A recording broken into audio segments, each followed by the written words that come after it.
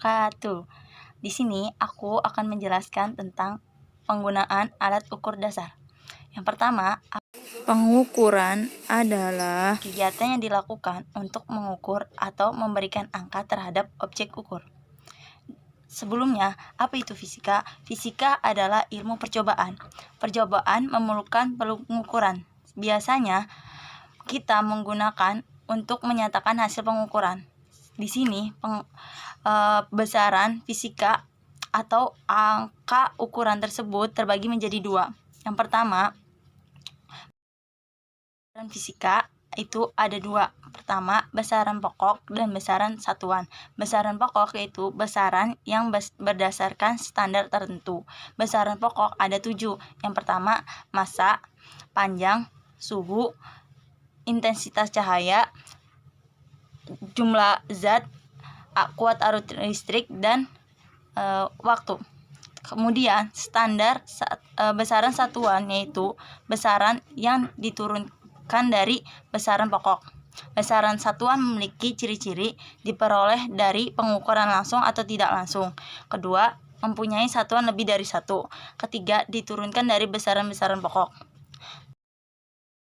Matematis yaitu terdapat ada dua, ada besaran vektor dan besaran skala. Apa yang membedakannya? Besaran skala hanya memiliki nilai, besaran vektor memiliki nilai dan arah. Tujuan praktikum 1. Mampu menggunakan alat-alat ukur dasar dengan benar dan sesuai standar. 2. Mampu mengetahui prinsip kerja alat ukur dasar. 3. Mampu mengukur benda dengan alat ukur yang sesuai. 4. Mampu menentukan ketelitian dan batas ukur dari setiap alat. 5. Mampu menganalisis hal-hal yang menyebabkan kesalahan pada pengukuran. Hipotesis. Yang pertama, alat ukur panjang, mistar, jangka sorong, micrometer scope. Ketiganya paling akurat mengukur ketebalan koin yaitu micrometer scope. Yang kedua, alat ukur massa, neraca analog dan neraca digital. Di antara keduanya yang paling akurat dalam mengukur massa logam yaitu neraca digital. Alat dan bahan. 1. Mistar. 2. Jangka sorong. 3. Micrometer scope. 4. Neraca digital. 5. Neraca 4 lengan. 6. Stopwatch. 7. Multimeter. 8. Koin. 9. Bola. Langkah kerja. Langkah kerja yang pertama yaitu pengukuran mistar. Pertama-tama kita siapkan mistar untuk mengukur ketebalan 3 buah kepingan uang Rp500. Kemudian, mulailah melakukan pengukuran. Amati skala ukur pada alat ukur dengan teliti. Nilai skala terkecil pada mistar ini yaitu 0,5 mm. Dari pengukuran yang kami dapatkan, variabel kontrol yaitu mistar atau penggaris, variabel terikat atau hasil pengukuran 8 kali 10-4 meter, dan variabel bebas yaitu 3 buah koin logam. Alat yang kedua yaitu jangka sorong. Fungsinya yaitu mengukur diameter dalam dan luar sebuah benda berbentuk lengkungan dan untuk mengukur kedalaman lubang. Caranya yaitu membuka rahang jangka dengan cara mengendorkan skrup pengunci, menggeser rahang geser jangka sorong ke kanan sehingga koin yang diukur dapat masuk di antara kedua rahang. Meletakkan koin di antara rahang tetap bawah dan rahang geser bawah. Menggeser rahang geser ke kiri sehingga koin yang diukur terjepit oleh kedua rahang, sekaligus mengunci skrup pengunci. Membaca skala utama dan skala nonius pada jangka sorong NST. Jangka sorong ini yaitu 0,02 mm. Setelah kami dapati variabel jangka sorong yaitu variabel kontrol jangka sorong, variabel terikat 61,8 kali 10-4, variabel bebas yaitu 3 buah koin.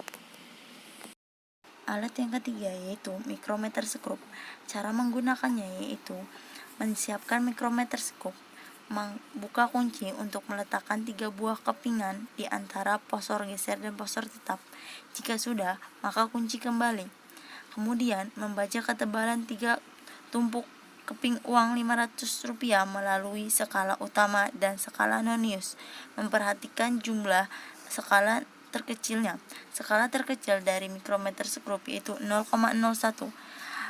Variabel yang kita dapat dari pengamatan ini yaitu variabel kontrol mikrometer sekrup, variabel terikat 5,2 kali 10-4, variabel bebas yaitu koin. Alat ukur yang keempat yaitu neraca digital yang berfungsi untuk mengukur massa benda atau logam dalam praktikum di laboratorium. Cara penggunaannya yaitu pertama-tama neraca disiapkan, kemudian menyalakan neraca, kemudian meletakkan satu keping uang logam untuk ditimbang masanya. Massa dari kepingan uang logam tersebut akan muncul di display, lalu mencatatnya. NSC neraca digital yaitu 0,01 kg.